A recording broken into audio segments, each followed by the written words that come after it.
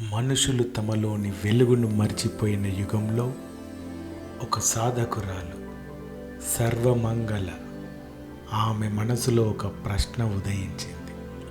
నిజమైన శక్తి ఎక్కడి నుండి వస్తుంది? సర్వమంగళ కేవలం సాధకురాలు కాదు, ఆమె మనుషులందరి మనసుకు ప్రతినిధి. ప్రతి హృదయపు తపనను మోసుకెళ్తూ ఆమె చేసే సత్యాన్వేషణ ప్రయాణమే ఈ కథ. ఈ శక్తి కథ శరన్నవరాత్రుల్లో తొలి రోజున ఆమె ఆత్మకు పర్వత కుమార్తె శైలపుత్రి దర్శనంతో ప్రారంభమయ్యింది. పునాదుల్లోని మన ఆలోచన మూలాలు బలంగా ఉన్నప్పుడు శక్తి పర్వతంలా పెరుగుతుంది అని అమ్మ శైలపుత్రి బోధించింది. రెండవ రోజున నిశ్శబ్దంలో నడుస్తూ బ్రహ్మచారిని దర్శనంలో సర్వమంగళకు కనిపించింది. ఆమె భక్తి దీపాన్ని వెలిగించింది. క్రమశిక్షణ నియమమే ఎప్పటికీ ఆరని దీపమని బ్రహ్మచారిని బోధించింది.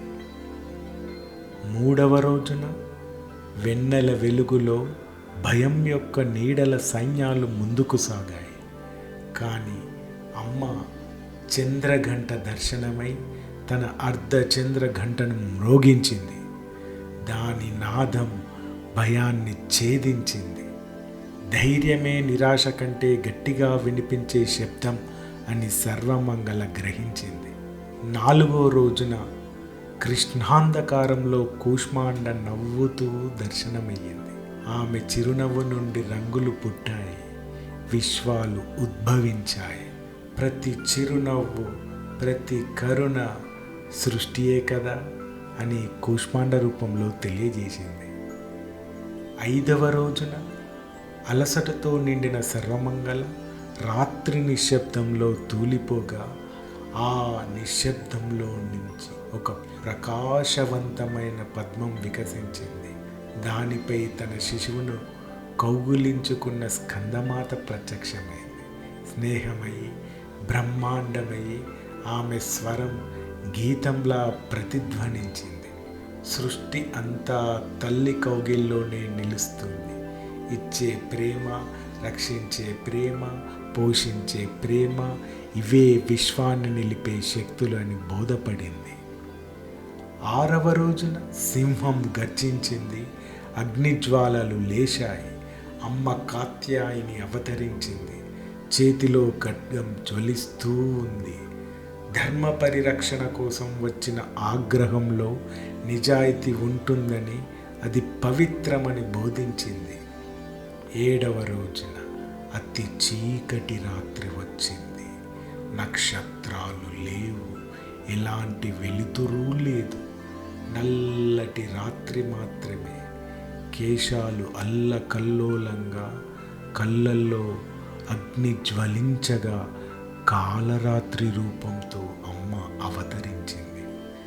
భయాన్ని జయించాలంటే ఆ చీకటిలోకి నడిచి దానిని ఆలింగనం చేసుకోవాలని అమ్మ సర్వమంగళతో పలికింది.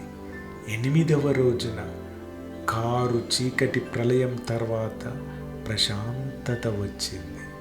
మహాగౌరి తేజోవంతమైన శ్వేతవర్ణంలో ప్రత్యక్షమైంది. ఆమె సర్వమంగళ దుఃఖాన్ని దూరం చేసింది. ప్రతి తుఫాను తరువాత శాంతి మరింత ప్రకాశమై వస్తుందని బోధించింది. చివరగా 9వ రోజున అమ్మ సిద్ధిదాత్రి రూపంలో తన పద్మంపై కూర్చొని ప్రత్యక్షమైంది. ఆమె సర్వమంగళను ఆశీర్వదించింది. నీవు వెతికిన శక్తి ఎప్పుడూ వేరుగా లేదు, అది నీలోనే ఉంది అని తెలిపింది. అప్పుడు 9 రూపాలు ఒక్కటయ్యాయి. వాటి వెలుగు సర్వమంగళ సొంతమైంది.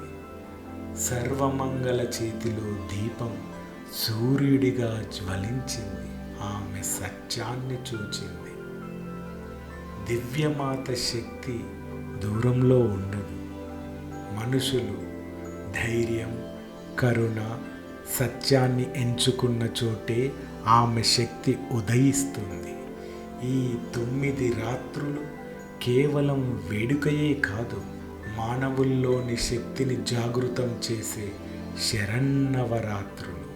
మనందరిలోనూ శైలపుత్రి యొక్క శక్తి, బ్రహ్మచారిణి యొక్క భక్తి, చంద్రగంట యొక్క ధైర్యం, కూష్మాండ యొక్క సృష్టి, స్కందమాత యొక్క కరుణ, కాత్యాయని యొక్క న్యాయం, కాలరాత్రి యొక్క సత్యం, మహాగౌరి యొక్క పవిత్రత, సిద్ధిదాత్రి యొక్క జ్ఞానం జీవిస్తూనే ఉన్నాయి.